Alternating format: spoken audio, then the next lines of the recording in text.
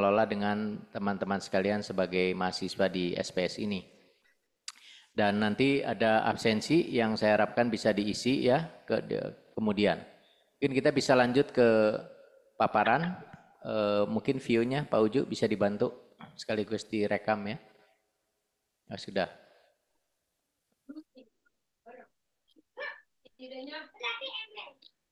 Mudah-mudahan semuanya dalam keadaan sehat ya di tempat masing-masing. Jadi sambil menunggu ya. Jadi sebagaimana kita ketahui salah satu aspek penting yang akan sangat mendukung ya pencapaian visi dan misi Unpad adalah good university governance atau tata kelola universitas yang baik. Nah, kerangka kerja dari good university governance ini sudah ada panduannya. Karena Universitas Padjadjaran sebagai institusi pendidikan di bawah Kementerian Pendidikan dan Kebudayaan itu juga mempunyai program yang menjadi amanah dari Kementerian Pan-RB. Di mana Kementerian Pan-RB sudah mempunyai roadmap ya untuk membentuk reformasi, untuk melakukan reformasi birokrasi. Nah, ini yang menjadi alasan ya, kenapa, ini next slide. Pak Uju belum, oh ya udah, sorry. Ininya agak delay. Oke ya.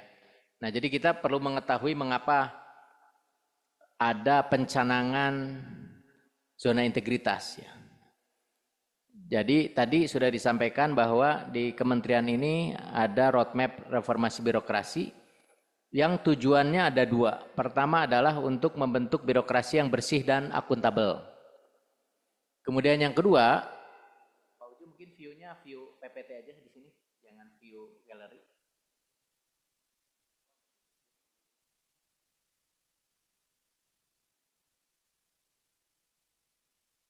Jadi itu ya, dua kata kunci yang dipegang adalah birokrasi. Jadi layanan kami di SPS pun harus bersih dan akuntabel ya, bisa dipertanggungjawabkan.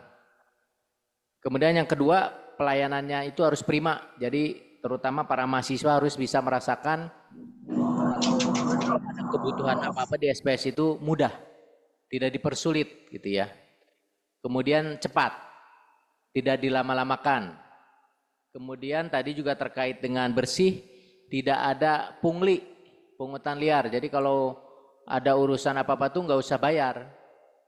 Gitu. Jadi itu nanti kami ingin dapat feedback ya, apakah menurut adik-adik mahasiswa di SPS ini sudah seperti itu kondisinya, bahwa kami sudah melayani dengan memuaskan. Kemudian apakah ada pungli atau tidak di kami gitu ya. Nah, adanya pembentukan zona integritas ini teorinya ada ya. Dibantu aja Pak Uju, ininya lambat ya. Next slide.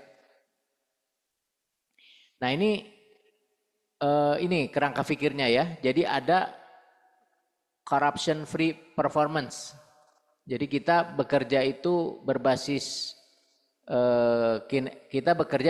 kinerja dan tidak ada korupsi. Yang sulit apa? Korupsi waktu ya, yang sulit. Tapi korupsi uang ya.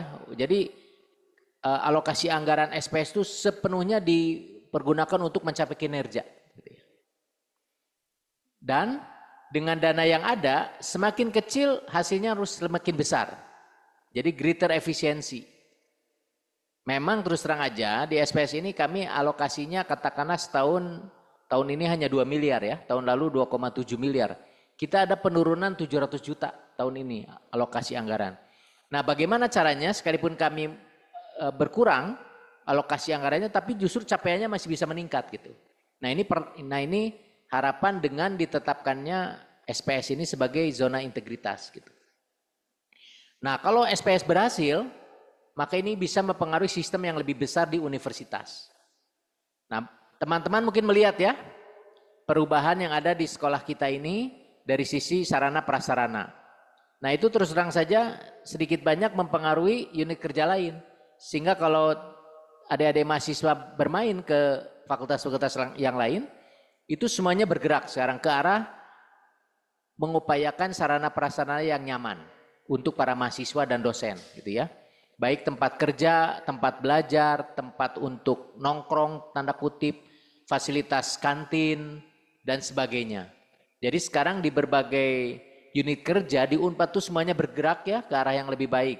Jadi ini memang filosofi mengapa zona integritas ini dibangun gitu ya. Nah slide berikutnya Pak Uju. Nah apa sekarang per definisinya ya. Jadi ada 3 definisi nih, ada ZI, ada WBK, ada WBBM gitu ya. Nah kalau ZI itu baru komitmen untuk mewujudkan. Jadi baru cita-cita.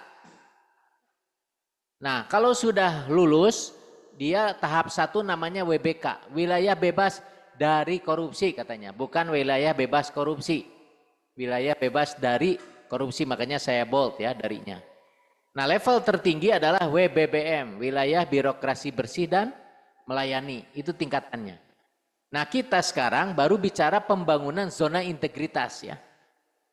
Jadi kita bertekad nih ingin mewujudkan SPS ini sebagai wilayah bebas dari korupsi. Dan nanti setelah itu akan masuk ke wilayah birokrasi bersih dan melayani. Gitu. Ini targetnya. Slide berikutnya Pak Uju. Nah sekarang slide berikutnya. Satu lagi. Nah sekarang apa WBK? WBK itu predikat kalau unit kerja berhasil melaksanakan reformasi birokrasi dengan baik. Nah saya kasih merah baik ya. Kalau WBK itu baru baik. Telah memenuhi sebagian besar kriteria proses perbaikan pada komponen pengungkit. Nanti kita pelajari apa sih komponen pengungkit itu. Kemudian slide berikutnya.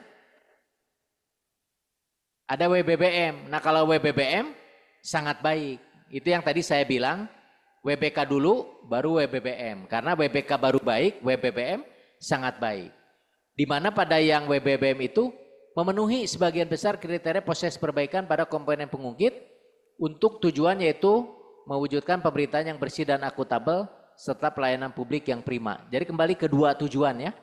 Pemerintahnya bersih, akuntabel dan pelayanan publiknya prima. Jadi harus dirasakan oleh seluruh stakeholders betapa baiknya, betapa efisiennya pelayanan di sini. Slide berikutnya. Nah, bagaimana sekarang kita mewujudkan itu? Nomor 1 adalah pencanangan tentunya ya. Nah, kalau tadi ada sebagian dari peserta yang hadir luring, waktu datang ke sini kan ada banner ya. Jadi SPS ini sekalipun agak terlambat ya, karena ini sebetulnya dicanangkan oleh Unpad tahun lalu. Kalau saya tidak salah bulan Juli tahun 2023. Itu seluruh fakultas termasuk sekolah pasca sarjana dan direktorat sama-sama mencanangkan zona integritas. Nah tetapi memang kita baru bisa melaksanakan kegiatan lanjutannya pada saat ini gitu ya. Jadi pencanangan zona integritas itu penting. Lalu pembentukan tim, lalu kemudian pelaksanaan penyusunan rencana, melaksanakan kegiatannya, dan termasuk di dalamnya adalah monitoring dan evaluasi. Itulah kurang lebih siklus untuk bisa melaksanakan kegiatan ini. Nah slide berikutnya. Pak Uju, slide berikutnya. Nah, apa itu pengungkit? Nah, pengungkitnya itu pemenuhan dan reform ya. Jadi ada 2 level tuh. Ada yang sifatnya baru pemenuhan saja, itu basic ya. Lalu ada yang reform, itu pengembangan. Pada 6 area. Mulai dari manajemen perubahan, lalu penataan tata laksana ya.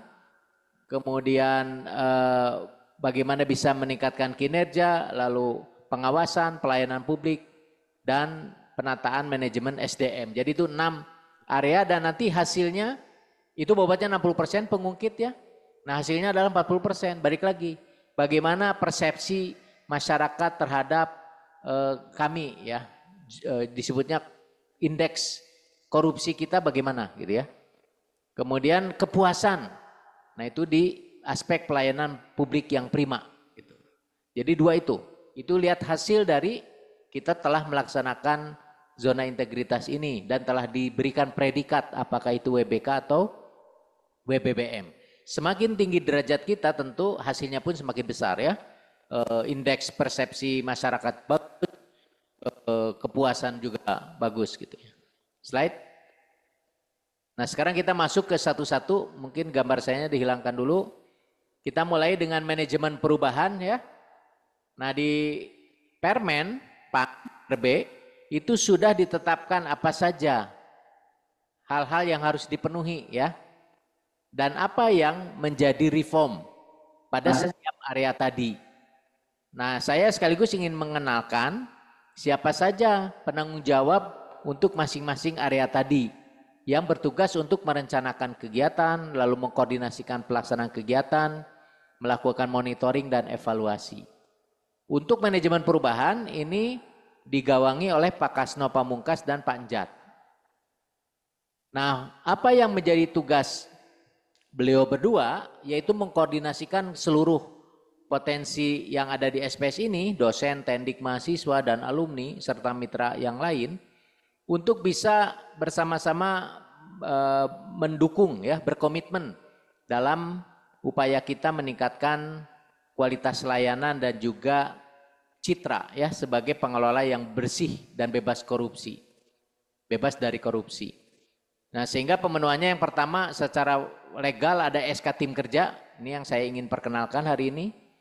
Lalu apa rencana pembangunan zona integritas menuju WBK dan WBBM ini menurut saya masih dalam proses karena setiap tim sedang menyusun, mungkin minggu depan ya kami akan buat workshop dan tidak tertutup kemungkinan kami ingin mengundang juga perwakilan mahasiswa ya untuk bisa memberikan masukan. Bagaimana nih usulan dari mahasiswa sebagai pihak yang dilayani ya tentang rencana SPS untuk mencapai WBK dan WBM ini. Lalu ada Monef berdasarkan rencana tadi dan tentunya kita harapkan ada perubahan pola pikir dan budaya kerja kita. Nah itu adalah pemenuhan. Sementara reformnya adalah ada komitmen untuk berubah, komitmen dari pimpinan, tentu saya ya sebagai penanggung jawab utama di SPS ini, dan bagaimana kita bersama-sama membangun budaya kerja. Yang prinsipnya tadi ada dua ya, bersih, akuntabel, tuh, dan yang kedua adalah melayani dengan prima, gitu ya. Dua kata kunci itu. Ya. Baik, itu yang pertama ya. Mudah-mudahan sedikit banyak agak bisa dipahami ya. Kurang lebih manajemen perubahan itu seperti apa. Saya pikir ini akan terjadi dimanapun ya manajemen perubahan. Jadi kita ini kan akan menghadapi situasi yang pasti perubahan itu akan selalu terjadi. Nah bagaimana kita bisa melakukan pengelolaan sehingga kita siap untuk berubah dan memang kalau kita berubah itu ke arah yang lebih baik gitu. Nah ini tugas dari utamanya Pak Kasno Panjat untuk mengkoordinasikan kita semuanya. Baik poin 1 ya. Kita masih ada yang 5 lainnya. Slide berikutnya.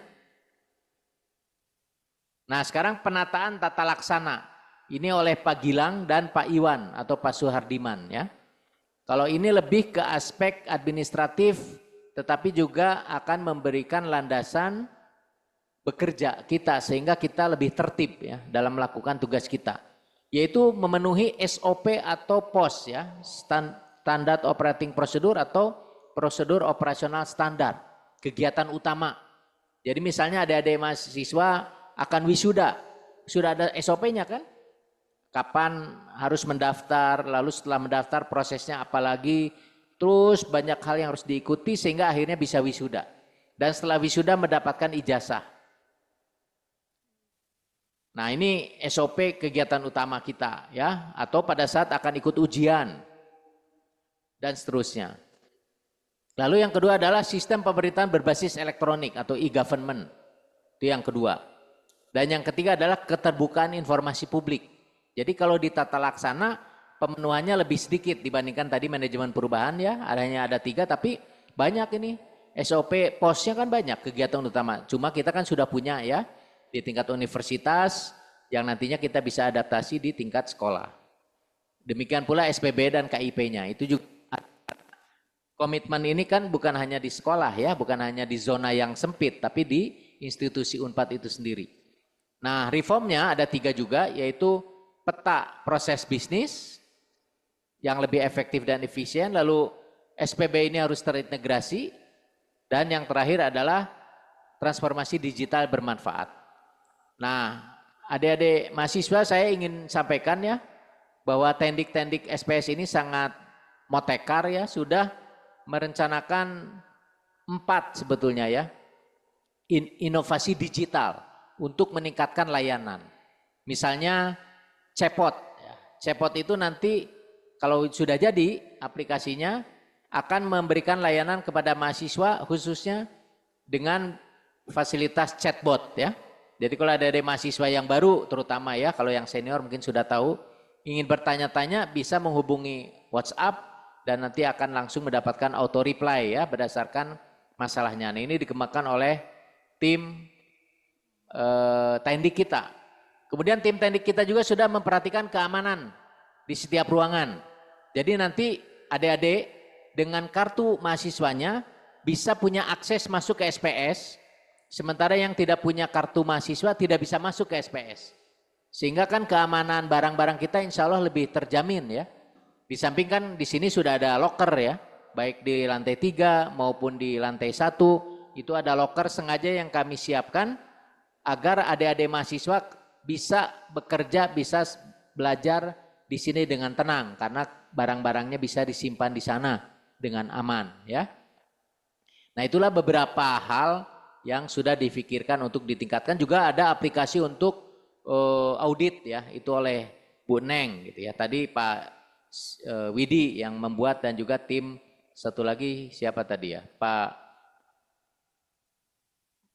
Pak Dede yang membuat ya. Hanya satu yang kurang beruntung karena pada saat wawancara tidak hadir. Kalau hadir ada kemungkinan idenya Pak Iwan juga bisa lolos ya. Sehingga kita saat ini baru didanai 3 rencana pengembangan transformasi digital ini. Baik, nah itu area yang kedua yang digawangi oleh Pak Gilang dan Pak Iwan. Berikutnya adalah penataan sistem manajemen SDM ya, slide berikutnya.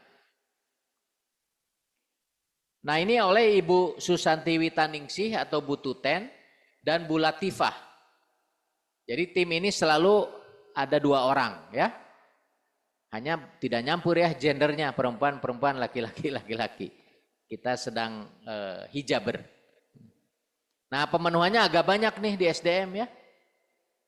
Perencanaan kebutuhan pegawai, lalu pola mutasi internal, lalu pengembangan pegawai berbasis kompetensi. Nah kalau di SPS kan enak ya, unit kerjanya kecil, kita tendik hanya ada 10 atau 11 orang. Dan tendik ini kenyang lah dengan berbagai pelatihan ya. Dan yang terbaru ini juga akan kembali dilakukan pelatihan bahasa Inggris. Sehingga nanti adik-adik mahasiswa jangan ragu-ragu dengan Pak Uju, bicaralah dalam bahasa Inggris. Karena Pak Uju sudah tidak bisa bahasa Indonesia lagi. Nah ini kemudian ada penetapan kinerja individu, sebenarnya itu juga sudah. Penegakan aturan, ya. Jadi tendik kalau telat itu kena potong tuh uang makannya, gitu ya, sudah terjadi. Dan sistem informasi kepegawaian. Kemudian reformnya bagaimana kinerja masing-masing individu, lalu asesmen pegawai karena ada talent pool ya, dan sanksi apabila ada pelanggaran disiplin pegawai. Nah ini oleh Ibu Tuten dan Bu Latifah. Jadi terbayang ya oleh adik-adik mahasiswa bahwa dalam upaya kami untuk bisa memberikan layanan terbaik ini, tendik-tendiknya ini dilatih ya. Termasuk memberikan layanan digital ya. Seperti kegiatan kita hari ini, itu tentu bukan tiba-tiba bisa. Tapi ada proses pelatihan yang dilakukan dan bersertifikasi ya. Jadi Pak Uju, Pak Alex itu alumnus BINUS. Karena sudah ikut pelatihan oleh BINUS. Dan juga oleh nantinya ya, oleh institusi yang lain yang melakukan pelatihan. Baik, slide berikutnya. Nah yang berikutnya adalah penguatan akuntabilitas. Ini oleh Pak Suseno Amin, ya Kaprodi Biotek, dan Pak Andri, ini penanggung jawab keuangan. Nah ini lebih simpel ya kalau penguatan akuntabilitas. Pemenuhan itu kalau pimpinan terlibat, makanya saya hari ini langsung memimpin rapat untuk atau memimpin kegiatan sosialisasi, tidak diwakilkan. Lalu ada pengelolaan akuntabilitas kinerja. Setiap 3 bulan itu ada monitoring capaian kinerja. Nanti kami sudah membuat laporan tahunan ya, mudah-mudahan adik-adik mahasiswa sempat masuk ke website dan mengunduh ini laporan tahunan SPS.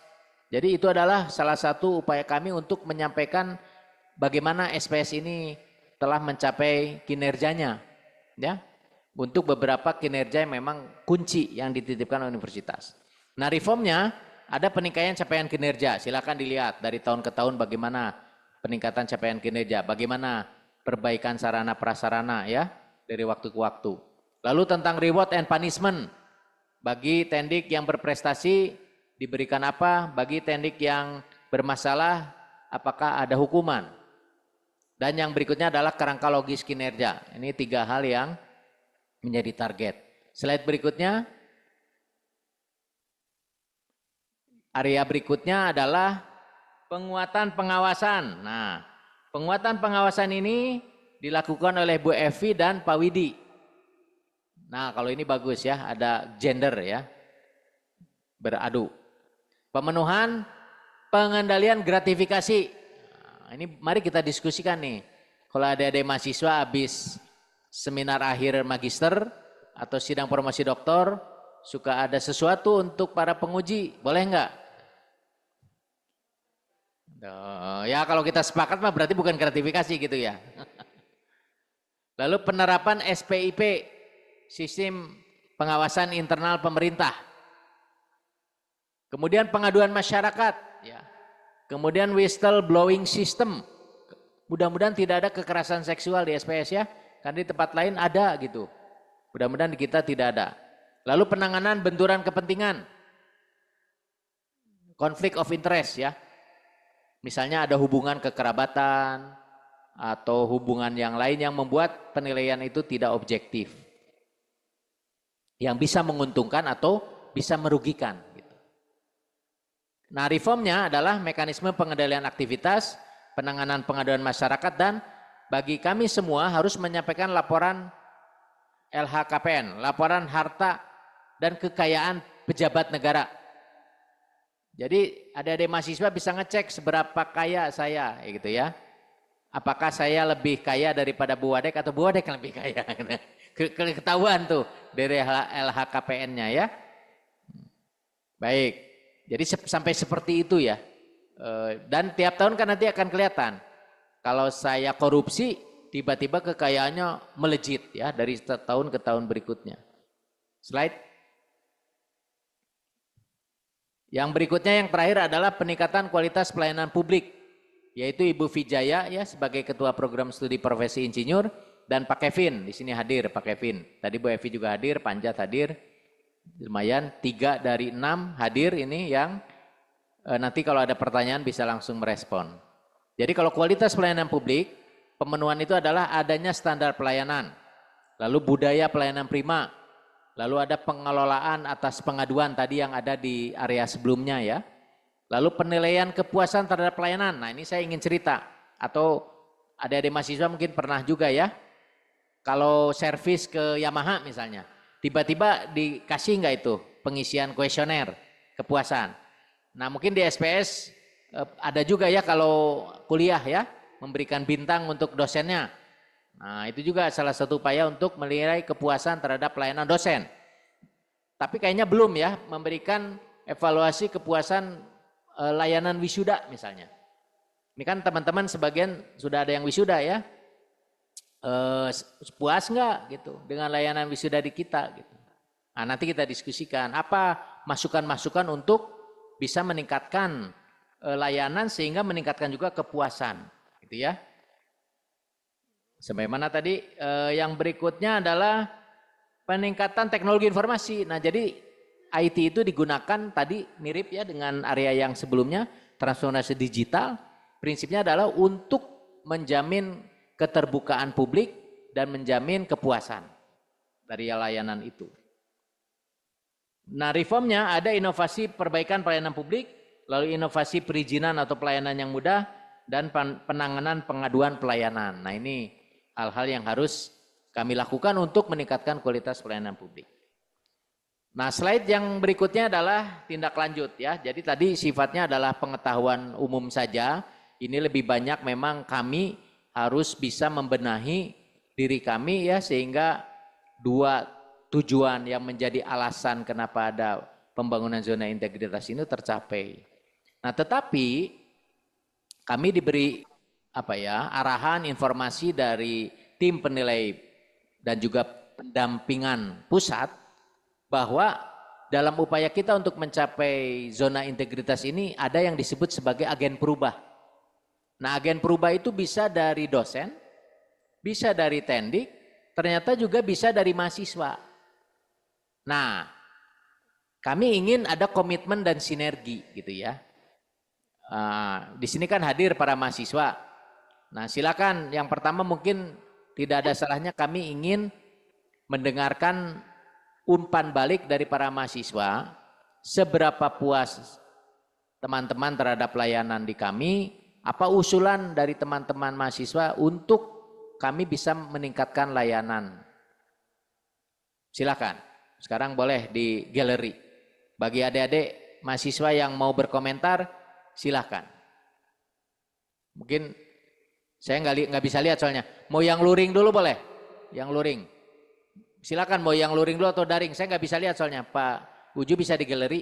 Ada yang resen nggak? Silakan resen. Yang mau bicara. Pak Dekan, punten.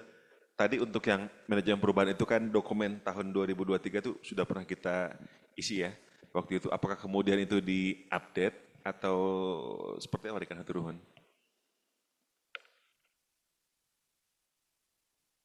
Baik. Panjat mengingatkan ya bahwa sebenarnya dalam upaya kita mencapai tadi predikat WBK di SPS sendiri sudah dilakukan pengisian ya, pengisian laporan ya untuk disebutnya LKE ya. Nah, dari sana kita juga menyampaikan narasi ya. Jadi ada narasi, ada dokumen. Nah, tentu apa yang sudah dibuat yang terdahulu itu bisa menjadi landasan untuk perbaikan penyempurnaan baik itu narasinya maupun dokumennya pada tahun ini. Tentunya karena kita sudah berproses dari apa yang sudah kita buat tahun lalu, harusnya tahun ini ada peningkatan. Paling tidak sama gitu, paling tidak. Contohnya lah SK. Ya SK kan tetap aja SK, tetapi sebenarnya SK tahun ini berbeda dengan tahun lalu. Jadi ada penyempurnaan SK sesuai dengan SK yang terbaru yang berlaku pada saat ini. Karena SK yang lama sudah tidak berlaku lagi karena orang-orangnya juga sudah berganti gitu. Nah, hal seperti itu yang kita lakukan. Jadi kita mempunyai modal dari apa yang sudah kita tuliskan dan siapkan baik narasi maupun dokumennya, tetapi saya yakin bahwa kita ada waktu sampai dengan bulan Agustus. Seyogyanya kita membuat perencanaan dan melaksanakan kegiatan itu sehingga itu bisa menjadi tambahan narasi dan juga tambahan dokumen sebagai bukti dukung pada semua area.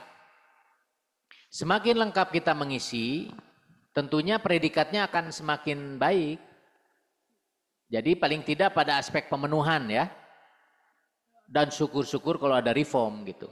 Jadi kalau dua hal tadi bisa kita kerjakan dengan baik dalam waktu yang singkat ini, maka sebetulnya kita bisa ada percepatan untuk mendapatkan predikat WBK dulu.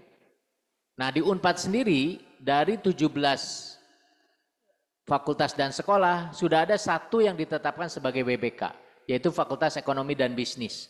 Karena FEB sudah memulai sejak tahun terdahulu, waktu masih dekannya Prof. Yudi Aziz.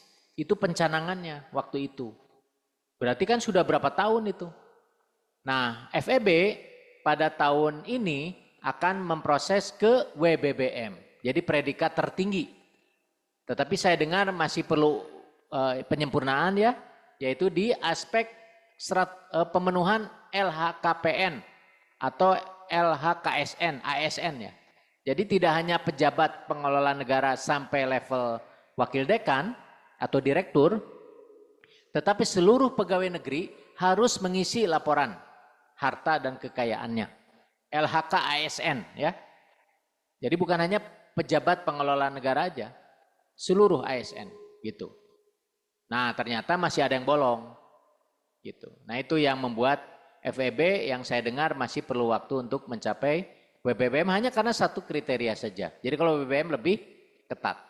Jadi nanti tim pusat akan menilai unit kerja mana yang paling siap. Nanti akan diajukan ke pusat.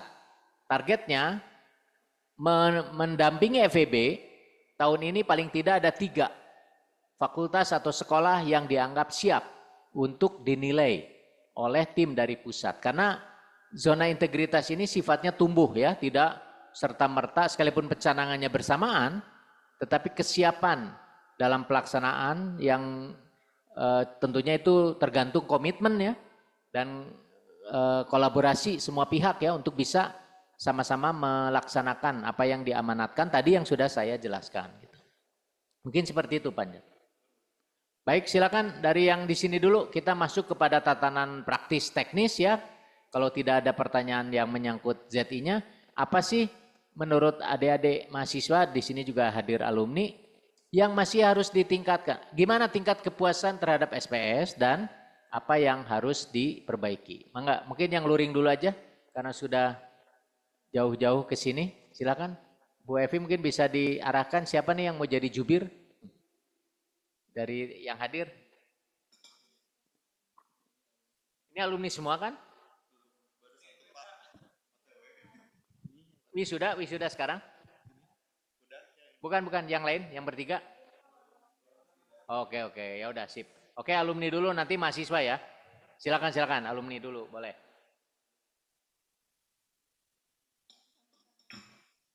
Oh pakai mic, ya sip. Halo. Ya silakan. Assalamualaikum, terima kasih Bapak sebelumnya. Mungkin saya sedikit review dari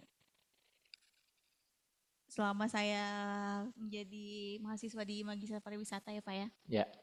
Di sini dosen-dosennya juga yang dari pariwisata, alhamdulillah sangat berpengalaman di bidang-bidangnya ya Pak ya. Seperti Ibu Epi sebagai dosen pengampu saya juga dan memberikan bimbingan saya selama saya melakukan penelitian juga Pak.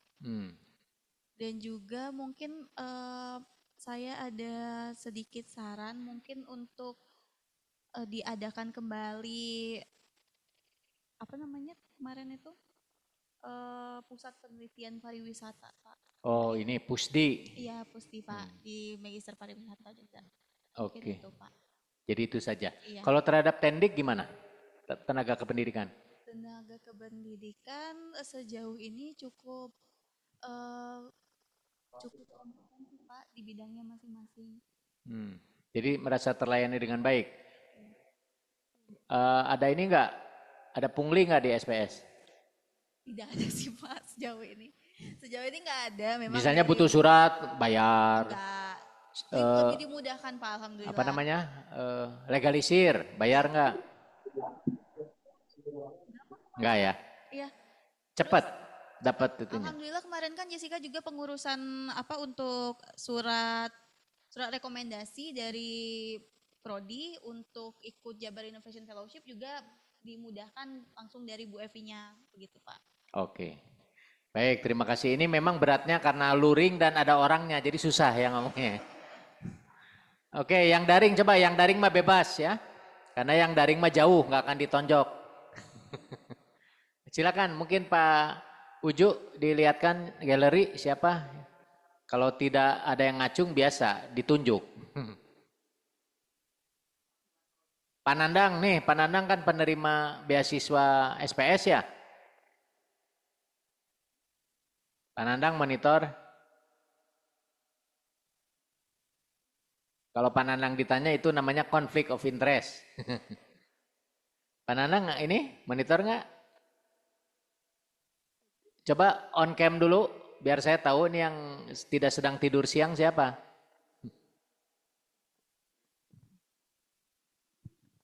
Soalnya ini pada off cam semua kan bisa sedang baring, sedang Ngerjain apa? Coba kita lihat. Nggak ada yang on cam ya?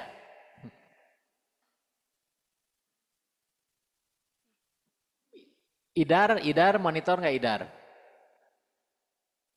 Hadir, Pak. Silakan. Idar perkenalkan ya dari prodi mana, semester berapa, dan seterusnya. Eh, Alhamdulillah saya Boleh on dari, cam nggak? On cam bisa on cam nggak? boleh, baik Ya, sebentar.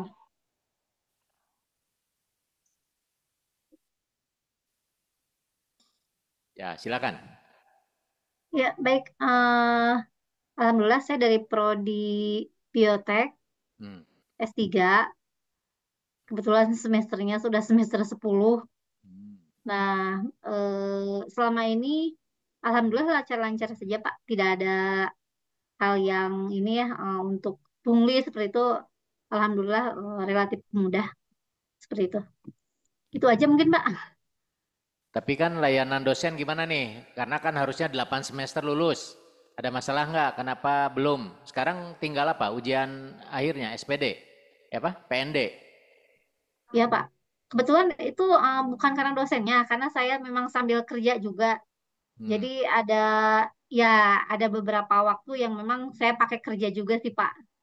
Gitu. Mungkin kendalanya di situ aja. Jadi bukan bukan hal dari SPS-nya gitu. Baik.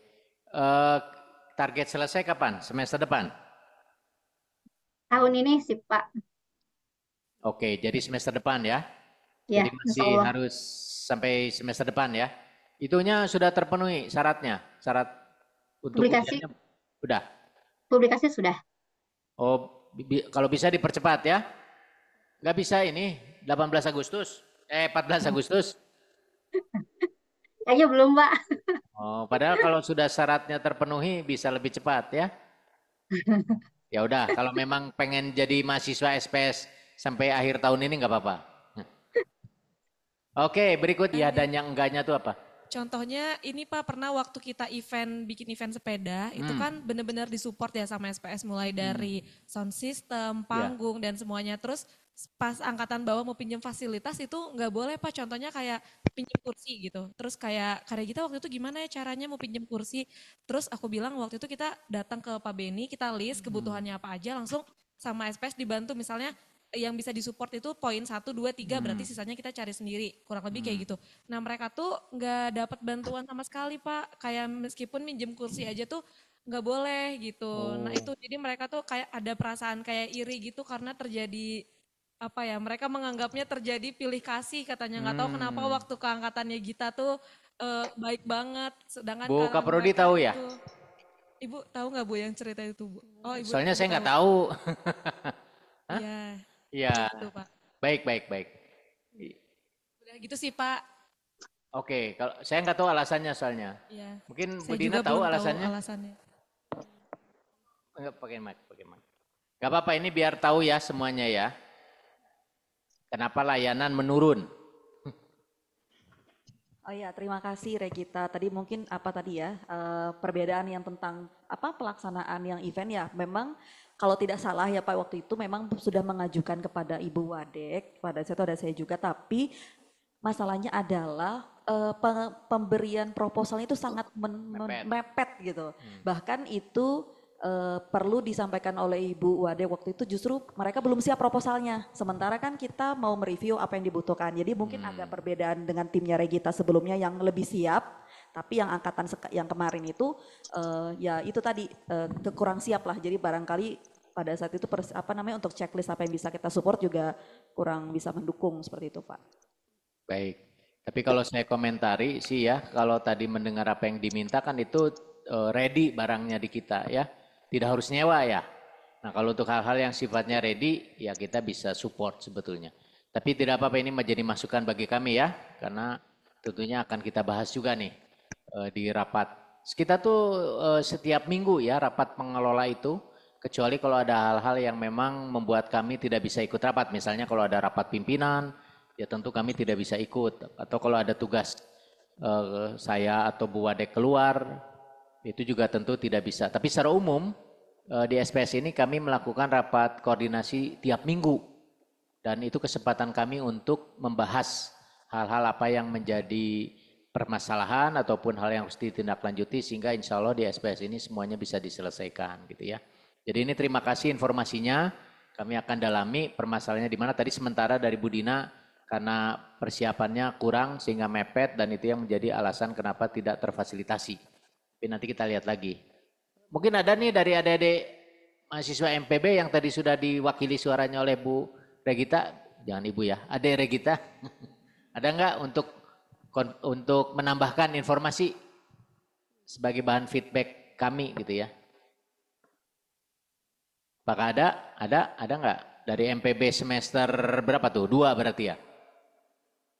Ada enggak MPB semester 2 di antara adik-adik teman-teman di daring? Oke, kalau tidak ada bergeser ke, saya nggak bisa lihat namanya, Pak siapa ya yang on cam? Pak Glenn, silakan Pak Glenn, ada yang mau disampaikan? Nanti balik lagi ke Bu itu ya, Bu Siti ya. Pak Glenn, silakan. Ya, terima kasih Bapak. Perkenalkan saya Glenn, siswa dari Ibu Dina Octavia di Magister Ilmu Keberlanjutan. Ya. Terima kasih atas kesempatannya. Kami dari Magister Ilmu Keberlanjutan ini agak unik, jadi 100% total online kuliahnya. Sampai saat ini terus terang yang saya sayangkan sendiri ke saya sendiri sebetulnya saya belum menginjakkan kaki di Unpad sejak pendaftaran itu dibuka gitu sampai 1 semester ini. Jadi sebetulnya saya punya keinginan untuk ke sana, tetapi mungkin begini mungkin ya, kita perlu dalam magister ilmu keberlanjutan mungkin perlu ada sesuatu yang memang harus dilaksanakan secara luring gitu, agar kita juga bisa selain belajar, tapi kita juga bisa sharing sebetulnya kesempatan apa yang nanti kita bisa dapatkan. Atau mungkin kesempatan apa yang bisa kita kontribusikan dari luar, karena 100% mahasiswa keberlanjutan ini kan dari apa, dari entah itu dari BUMN, dari perusahaan-perusahaan yang mungkin memang memiliki eh, kesempatan yang cukup besar untuk terlibat di ilmu keberlanjutan. Dari saya itu Pak, kalau Baik. yang lain-lain tentang proses pengajar dan lain sebagainya, saya pikir semua dosen keren banget Pak. Terima kasih Pak. Baik, terima kasih Pak Glenn. Kalau boleh tahu Pak Glenn posisi di mana, instansinya apa? Saya di Jakarta Pak, saya mendirikan konsultan komunikasi dan tertarik dengan keberlanjutan ya oke, saya langsung daftar lah di awal tahun kemarin. Baik. Baik Pak Glenn, saya ingin cerita ya, mudah-mudahan Pak Glenn juga sudah mengetahui bahwa Unpad sudah punya kampus Jakarta. Pak Glenn sudah tahu ya? Beberapa kali sering di announce, tapi memang kita belum pernah mengadakan kuliah di kampus Jakarta, Pak. Betul. Paling tidak maksud saya Pak Glenn kalau ingin merasakan kampus Unpad, ada yang dekat gitu maksud saya. Jadi bisa sekali-sekali berkuliahnya itu di kampus Unpad yang lain. Itu memang masih online ya. Yang kedua, kalau Pak Glenn ada kesempatan waktu, memang sama sekali tertutup kemungkinan untuk ikut kegiatan yang dilaksanakan di sini. Itu kan tidak online ya, hybrid sebetulnya kan ya. Mohon konfirmasi, apakah memang daring seluruhnya atau hybrid? Kebetulan memang satu kelas kami tidak berlokasi di Bandung, jadi kelasnya memang online. Full. Kecuali memang ada kuliah-kuliah yang bergabung dengan kelas lain, misalnya dengan teman-teman ilmu lingkungan gitu, memang itu hybrid. Cuman ya itu Baik. betulnya memang bisa dikombinasikan nantinya. Ya. Pak Glenn semester berapa? Masih 1 Pak, Oke. semester.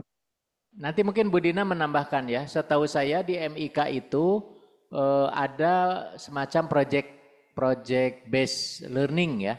Dan itu sepemahaman saya kegiatannya ke lapangan ya. Tetapi ini kan agak berbeda karena sudah Pak Glenn kan ikut yang project base ya. Betul, betul, betul. Nah kalau project base memang itu agak sedikit modifikasi karena akhirnya dikembalikan proyeknya itu sesuai dengan instansi kerja masing-masing mahasiswa gitu. Kalau yang dulu reguler sebelum ada project base, sepengetahuan saya ada semacam praktikum lapangan gitu ya. Jadi seluruh mahasiswa berangkat ke lokasi yang nantinya di sanalah mereka bisa menerapkan apa teori yang sudah dipelajari sebelumnya. Nah ini karena ini sifatnya project base yang projectnya itu disesuaikan dengan setiap mahasiswa maka menjadi personalized tuh. Tidak lagi dalam kelompok berbeda dengan yang reguler. Tetapi kesempatan untuk bisa bertemu luring saya pikir itu nanti jadi catatan kami ya. Karena di MIR yang data science itu juga dibuka kesempatan mahasiswa yang dari Jakarta karena kan memungkinkan ya itu akhir minggu biasanya. Mungkin Panjat bisa kasih komentar dengan Bu Dina. Bu Dina dulu mungkin, Bu Dina dulu yang mic untuk kemungkinan luring. Bu Dina tahu? Nggak tahu. Oke Panjat mungkin bicara cerita yang MIR yang data science sama-sama project base.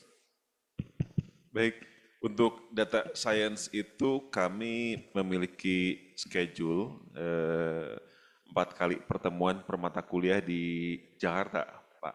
Di gedung Menara Dana Reksa, tepat di belakang Monas.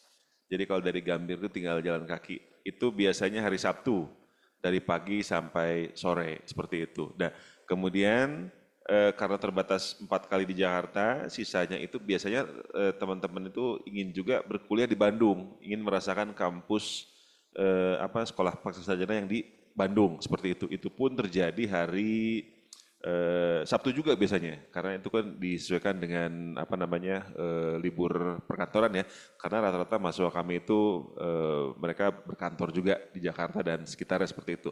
Bahkan ada yang dari Kalimantan itu mereka menyempatkan ke Bandung dan Jakarta gitu loh, karena ingin bertemunya dengan rekan-rekannya seperti itu. Walaupun sebagian besar pertemuan dilakukan secara daring juga seperti itu memungkinkan.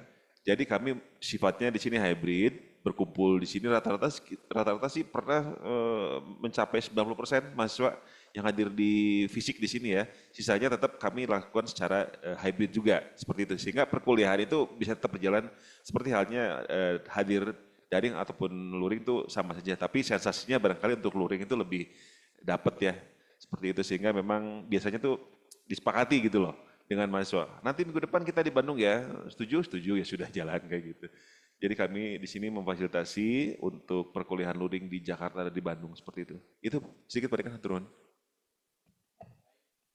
Baik, terima kasih Panjat. Jadi Pak Glenn, kami akan bahas ya insya Allah hari Jumat besok dengan Buka Prodi bahwa nanti sifatnya kesepakatan dengan para mahasiswa atas permintaan Pak Glenn tadi ada pengalaman ya para teman-teman mahasiswa bisa bertemu secara luring dengan dosen.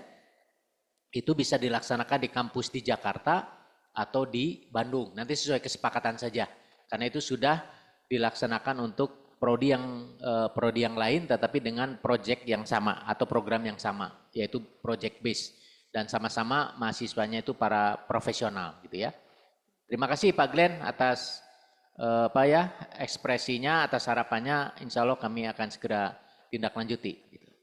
Terima kasih Bapak. Baik Pak Glenn, terima kasih. Selanjutnya yang resen silakan, saya tidak bisa melihat siapa. Silakan langsung saja. Assalamualaikum warahmatullahi wabarakatuh. Waalaikumsalam. Terima kasih atas waktunya Bapak. Perkenalkan saya Puput dari Prodi Magister Ilmu Lingkungan. Saat ini saya baru masuk di semester 1 Pak. Baru bergabung di semester genap kemarin bareng juga dengan Pak Glenn. Kebetulan yang ingin saya apresiasi di sini adalah alhamdulillah selama saya ikut belajar mengajar di Unpad ya Pak, khususnya di SPS ini tenaga pendidik dan juga dosennya luar biasa membantu Pak. Terima kasih sekali lagi. Akan tetapi ada yang ingin saya tanyakan Pak. Kebetulan saya ini adalah mahasiswa diver dari semester ganjil 2023-2024. Saya mengajukan diver selama 1 semester karena saat itu saya sedang apply beasiswa, Pak. Alhamdulillah keterima dan akhirnya baru masuk di semester genap kemarin. Namun pada saat saya melihat di aplikasi Paus Unpad ya Pak, Paus ID itu ternyata di aplikasi tersebut saya sudah masuk ke semester 2 Pak. Jadi bagaimana ya Pak? Sebenarnya sebetulnya sebelumnya ini sudah pernah saya tanyakan kepada Prodi dan juga kepada IT Unpad. Hanya saja pada saat itu jawabannya akan kami tindak lanjuti diperbaiki di sistemnya. Namun demikian hingga saat ini jika saya membuka aplikasi tersebut masih kita harus menconteng bahwa saya ini masih masuk di semester 2 dengan nilai IPK-nya kurang dari kalau tidak salah kurang dari sama dengan 0 gitu Pak. Karena di semester satunya IPK saya itu tidak ada gitu Pak. Padahal kan sebenarnya saat ini saya masih berstatus baru gitu baru masuk. Mohon arahan dan bimbingan Bapak. Terima kasih. Baik, terima kasih. Nah ini memang kesempatan ya hari ini kita bisa share ya kalau ada permasalahan-permasalahan seperti itu. Pada intinya begini, yang saya bayangkan Mbak Puput itu kan akan diakui sebagai mahasiswa kalau registrasi sebetulnya. Jadi pada saat pernyataan divert karena menunggu beasiswa ya, berdasarkan LOE yang diperoleh, kan statusnya belum mahasiswa waktu itu, betul ya? Betul Bapak. Jadi registrasi itu dilakukan pada semester berikutnya gitu kan. Nah kalau Betul seperti Bapak. itu sistem harusnya mengenali Mbak Puput sebagai mahasiswa Unpad itu pada saat registrasi yang saya pahami. Nah di sini hadir Panjat nih, Panjat lebih mengetahui secara teknis dari sistem IT mungkin bisa memberikan klarifikasi tapi intinya tentu ini akan kami tindak lanjuti. Mungkin ada hal yang bisa diinformasikan, pencerahan kepada kita semua terkait itu? Mbak Puput, mohon maaf, apakah mahasiswa beasiswa bukan ya? Beasiswa. Betul Pak, Beasiswa. saya mahasiswa Ya. beasiswa ini. Iya, kalau beasiswa biasanya sih tidak ada masalah ya selama kami mendapatkan jaminan dari donornya, kemudian kami mengirimkan surat kepada direktorat akademik ya. Dia punya mahasiswa semester 2 padahal dia baru semester 1. Oh, gini Pak Dekan. Iya. Iya. Karena kebijakan di Unpad itu apabila kurang dari 10 itu maka untuk perkuliahan digabung ya. Semester baru ke semester yang berjalan. Justru dia diakui udah semester 2 padahal dia baru masuk semester 1. Loh. Itu kesalahan. Iya Pak, mohon Baik, izin baik. KRS saya itu tertulisnya di KRS saya semester genap ini semester 2 padahal saya Ya. Semester seharusnya 1 semester 1. ada nilai belum, Mbak Puput?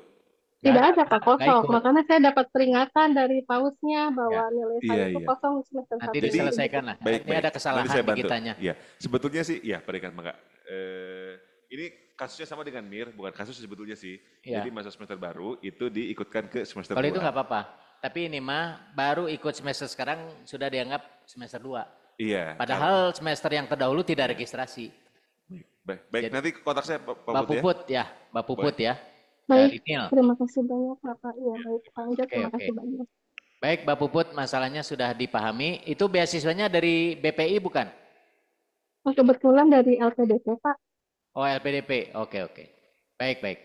Terima kasih Gak Bapak. usah khawatir ya Mbak Puput ya, ini masalah administrasi saya berharap Mbak Puput bisa selesai 3 semester ya. Amin Pak, insya Allah. Semoga ya Pak. Karena 3 semester Mbak Puput dihitung 4 gitu. Ya. Oke, Baik Pak, terima kasih.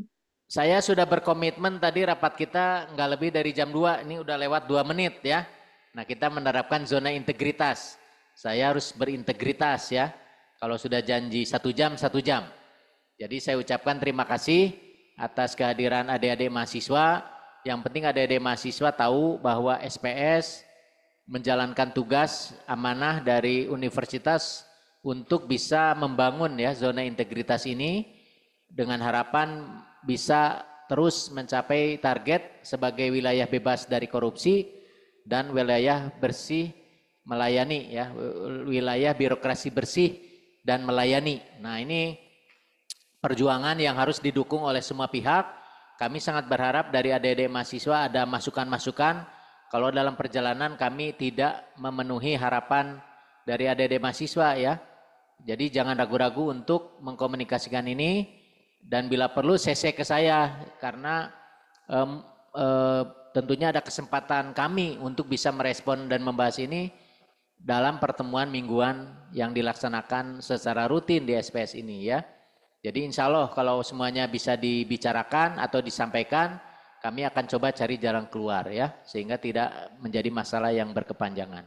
Mungkin itu saja, jadi terima kasih dan juga mohon maaf apabila selama ini layanan kami masih ada hal yang kurang berkenan bagi adik-adik mahasiswa. Kami berharap adik-adik terus semangat untuk bisa mengikuti program pendidikan di SPS ini, sehingga dapat lulus tepat waktu, bisa mendapatkan hasil yang diharapkan atau bahkan melampaui apa yang diharapkan karena layanan prima yang kami berikan.